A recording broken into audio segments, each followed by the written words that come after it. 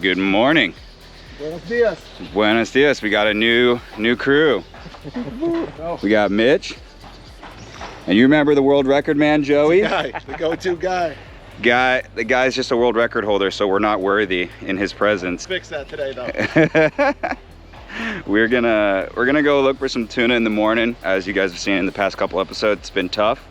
We have got a few tuna, but it's nothing like last year. The reef has been on fire, a lot of really good snapper around, so it's a really good fallback. When you can't find tuna, you can go shoot 50-pound Cuberas. So stay tuned for some dead fish, people. Dude, we got animated characters for this episode. Dude, look at all that bait moving. It's working a little bit. Oh. Dude, something's pushing that bait up. I don't know what it is. Alright guys, welcome back. As I said, we're going to start this on off with a little bit of tuna diving. You can see we got a handful of tuna here. They look to be in that 30-40 pound class. They're staying away from me, and I don't have a spear gun in my hand, so it makes it even harder for the guys who do have a spear gun in their hand. At this point, there's probably maybe 50-60 fish. I can hear a gun go off, and I start looking around. I can see that there's no tuna attached to it. On the very next dive, we can see that the guys are swimming with their guns pointed out. I'm pointing and making noises, hoping that they see these fish. Unfortunately, because they're swimming at the fish with the guns pointed and outstretched, they look like a marlin. Hey, try not to have the gun out if you're not going to shoot. You're swimming around with the gun out, you look like a marlin. Keep it back in. Same for you. You guys are swimming around with the gun pointed, and you notice that every time you point the gun, they push away from you. Keep that gun tucked in. So the dolphins and tunas weren't participating. Once again, no tuna, but we're gonna go look for some wahoo and maybe a thresher shark. We're gonna get the flashers in the water, do some looking around, see what happens. We marked some bait, so could be that there's some life. As you can see, we're checking out the wreck. Mid of the pilot house, no one's home. So we know that we're gonna have to keep everything on the outside of the wreck. There was a couple golden trevally around, and they're really good to eat. So at one point in time, Mitch looks over and finally decides, I'm gonna try to shoot 2 with 1 shot. He waits for them to line up, only ends up with 1. But that's okay. We need at least a handful of these fish for ceviche. I was trying to get 2 of them with 1 shot. I know, I saw. As I mentioned, I love shooting these fish for ceviche. There was plenty of them around, so I followed Joey down on this next dive. You can see they school up just like the yellowjack we have in Florida. They act, almost look like, and they taste like yellowjack, so it's a really good fish. But on this shot, Joey shoots it in the mouth, and it ends up ripping off. He was shot in the lip.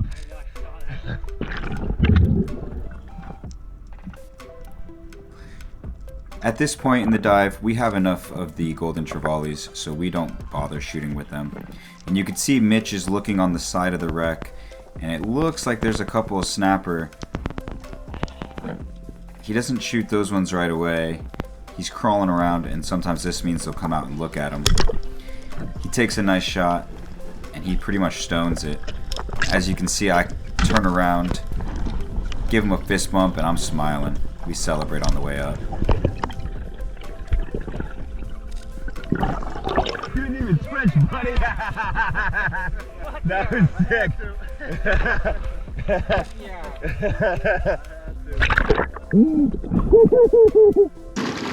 Mitch stoned his Cubera.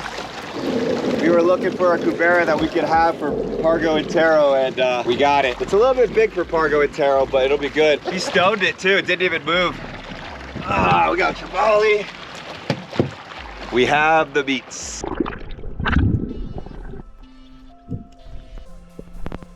On this dive, I'm looking over the shoulder and Joey sees a nice Cubera.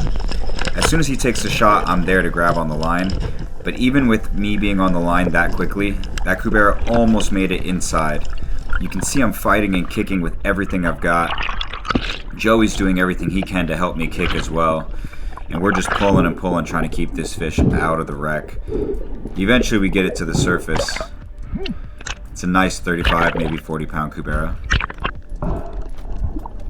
As always, I try to knife my fish in the water, put them out of their misery, and stop that central nervous system. Really, really good meat quality when you do that. You can see all the scales are all bruised up, and that's from the battle of him trying to get back into the wreck. All right, Joseph, let's go. Healthy. 35? 35, maybe 40. We wrestled with that thing. It was trying to get into the house. It actually kind of got in for a second. He was there. It was in. 2-on-1 though. Yeah, 2v1. Joey was yanking on him, I was yanking on him. We got him up, so now we gotta go get another one for our big guy. Big tuna. Let's go do big tune. You can see I'm crawling around in the spaces looking. After we've dove the wreck for a little while, sometimes I decide to check and make sure not all the Cuberas are on the inside, because if they're all on the inside, we might as well leave. We move on to a little deeper area. All of these spade fish are good indicators that there's going to be big fish.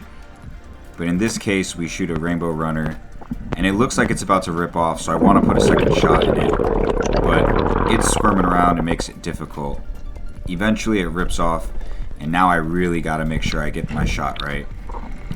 As it's swimming away, I take a last second shot, and I get it perfect.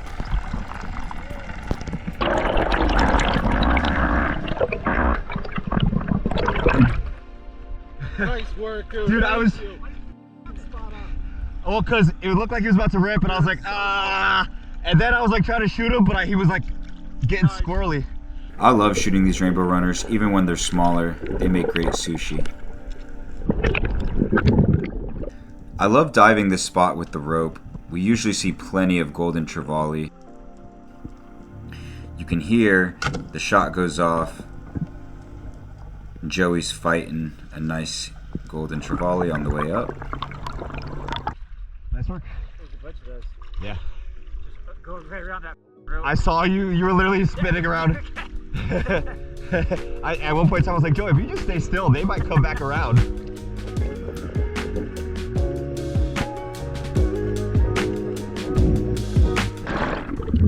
On this dive, you can see that Joe's about to shoot a very big Goliath. I point to him. I think he sees it, but I'm starting to run out of air, so I start heading up. Joey closes in. It's a great shot. He gives him a perfect opportunity. He shoots him in the face, but with a fish this big, it is impossible to keep him out of the wreck. You can hear that line. That reel is just ripping. I take a quick breath. I come back down to help Joey.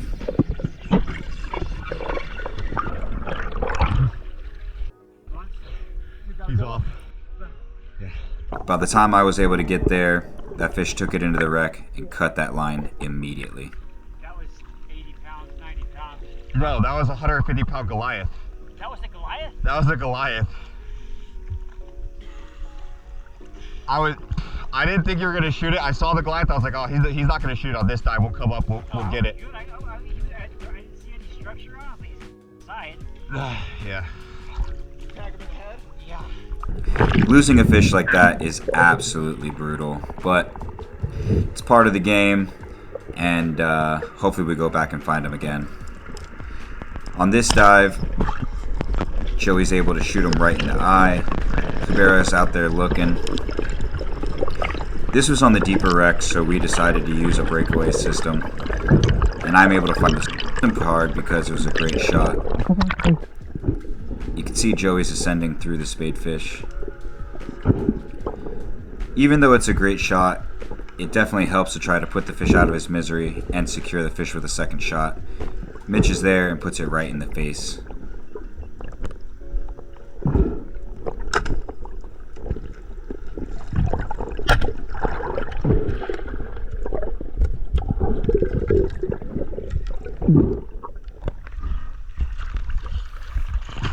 That'll do.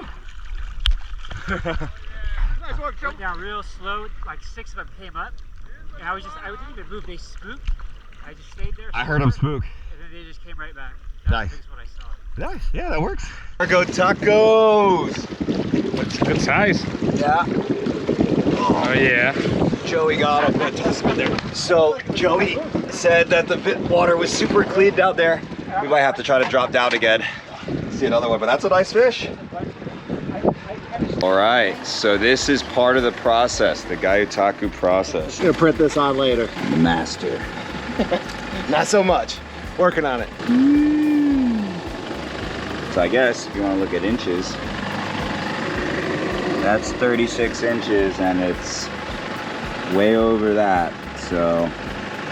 And definitely needs a cataract, Joey. Do you offer refunds? Follow-up procedure. No refunds. Money back. Bagheera, you want fish? Now we're gonna look at the next step. Shimming it up. Making it look pretty. This Cubera is getting a little makeover. As usual, appropriate time to plug Dexter.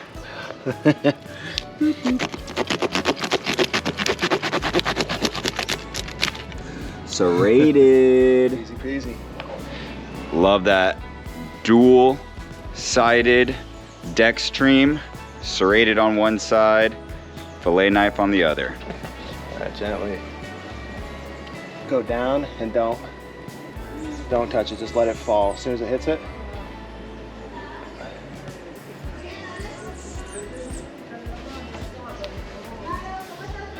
I like to smooth it.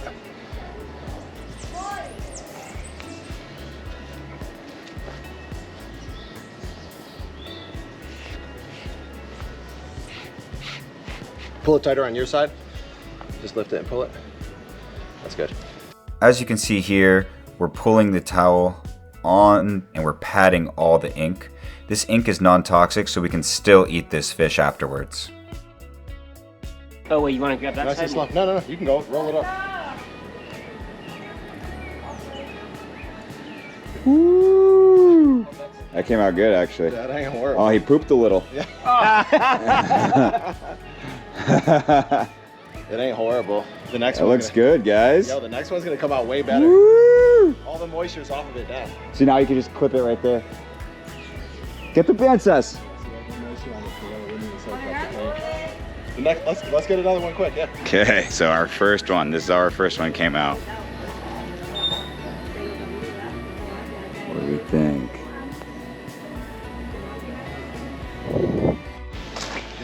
Ooh. Came out kind of nice. Oh. Alright guys, thanks for watching. As you see, we made Gyotaku prints of the fish that we shot. We had a good time. We didn't shoot any tuna, but we did land a few nice Cuberas, and we did have a heartbreak on a very big Goliath grouper. Thanks for watching. It means a lot to me. If you don't mind, please like, subscribe, and share with all your friends. It helps a lot. And as always, if you guys have any comments, please put it below. Let me know what you liked and let me know what you didn't like. See you next week.